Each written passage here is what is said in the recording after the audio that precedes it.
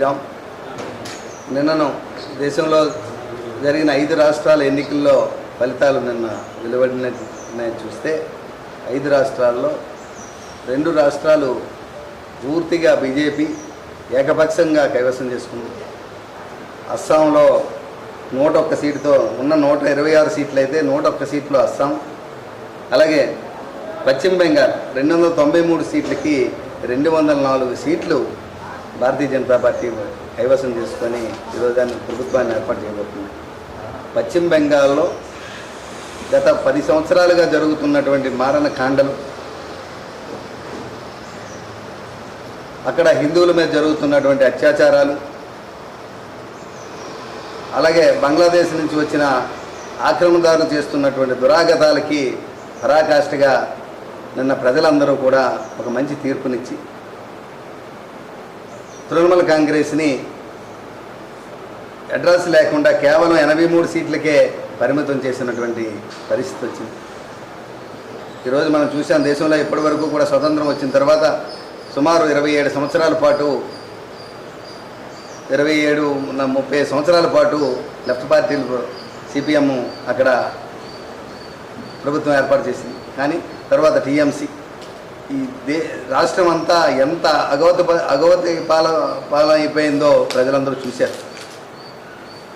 పశ్చిమ బెంగాల్ పూర్తిగా అభివృద్ధికి నోచుకోకుండా ఇప్పుడు గొడవలు తగులు కొట్లాటలతో ఎక్కడికి ఒక కంపెనీని రానివ్వరు. అక్కడికి ఎవరైనా ఏదైనా పారిశ్రామిక పరంగా అభివృద్ధి చేస్తామంటే అభివృద్ధికి అడ్డుపడతారు.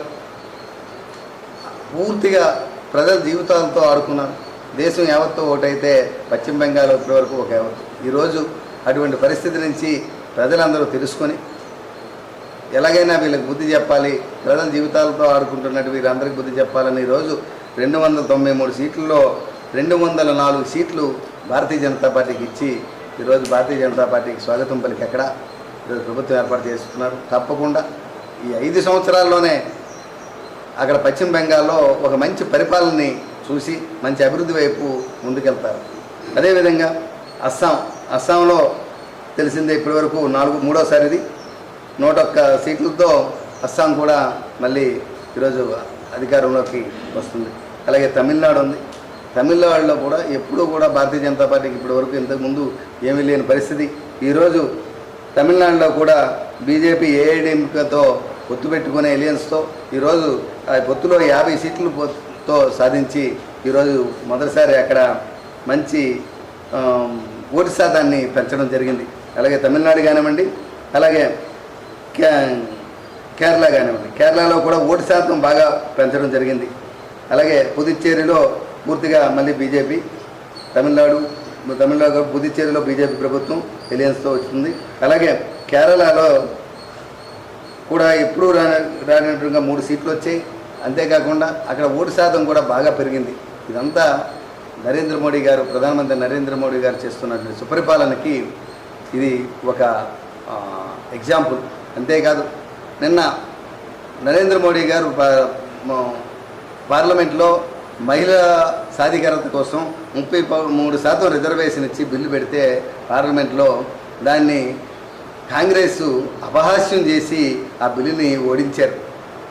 మహిళలకి దేశంలో ఉన్నటువంటి మహిళా శక్తితోనే మనం మహిళలకి ఇస్తున్నట్టు పెద్దపేట వేసి మహిళలను గౌరవిస్తుంటే ఆ గౌరవాన్ని తుంచి అపహాస్యం చేసి మహిళలందరినీ అవమానించి కాంగ్రెస్ చేసినటువంటి దుశ్చర్యకి ఇది ఒక తునకలాగా వాళ్ళకి ఒక ఎగ్జాంపుల్ లాగా చూపించారు. కాంగ్రెస్కి అడ్రస్లు లేకుండా దేశం యావత్తు కూడా మహిళలందరూ కూడా ఈరోజు జరిగిన ఎన్నికల్లో మహిళలందరూ కూడా వాళ్ళ తాలూకా మార్కుని చూపించి ఈరోజు భారతీయ జనతా పార్టీకి స్వాగతం చెప్పి ఈరోజు ఇంత అవకాశం 3 రాష్ట్రాల్లో ప్రభుత్వం ఏర్పడి తమిళనాడులో కూడా ఈరోజు ఒక మంచి విజయాన్ని సాధించిన పరిస్థితి ఉంది. ఈ విధంగా అలాగే కేరళ కూడా ఎప్పుడూ లేని పరిస్థితి. కేరళలో కూడా 3 సీట్లు సాధించి మళ్ళీ ఇంకా మంచి ఓటు బ్యాంకింగ్తో ఈరోజు ముందంజలో ఉంది. భారతీయ జనతా పార్టీ దేశం కోసం పనిచేసే పార్టీ. గౌరవ ప్రధానమంత్రి నరేంద్ర మోడీ గారు గత 12 సంవత్సరాలుగా ఆయన పాలనలో ఎక్కడా కూడా ఎటువంటి అవకతవకలు, ఎక్కడ ఏ ఎంపీ కానీ ఏ ఎమ్మెల్యే కానీ ఎక్కడైనా తప్పు చేశారని కానీ ఎక్కడ ఏదైనా స్కామ్ జరిగింది కానీ అటువంటిది లేదు. దేశం కోసం, ప్రజల కోసం, ప్రజాసేవలో నడిచే పార్టీ భారతీయ జనతా పార్టీ. అటువంటి భారతీయ జనతా పార్టీకి ఈరోజు ప్రజల దేశం యావత్తు కూడా స్వాగతం చెప్తున్నారు. మా రాష్ట్రం బాగుంటే ఇప్పటికే సుమారు 26 రాష్ట్రాల్లో ఈరోజు భారతీయ జనతా పార్టీ అధికారంలో ఉండే పరిస్థితికి వచ్చాం. ఈ తప్పకుండా నరేంద్ర మోడీ గారి పాలన, భారతీయ జనతా పార్టీ తప్పకుండా రామరాజ్యంతో ముందుకెళ్తుంది. ఏదైతే నరేంద్ర మోడీ గారు వికసిత భారత్ అని పెట్టారో, ఆ లక్ష్యం ఇచ్చారో దేశం కోసం, సో మన 2047 వికసిత భారత్ అంటే 2047 కల్లా మన భారతదేశం ప్రపంచ దేశాల కన్నా నెంబర్ 1గా ఉండాలని ఆయన సంకల్పం చేశారో తప్పకుండా ఆ సంకల్పం నిజమై తీరుతుంది. దేశం యావత్తు కూడా అందరూ కూడా నరేంద్ర మోడీ గారు అడుగుల్లో అడుగేసుకుంటూ ముందుకెళ్తారని చెప్పి సందర్భంగా తెలియజేస్తుంది. జై హింద్.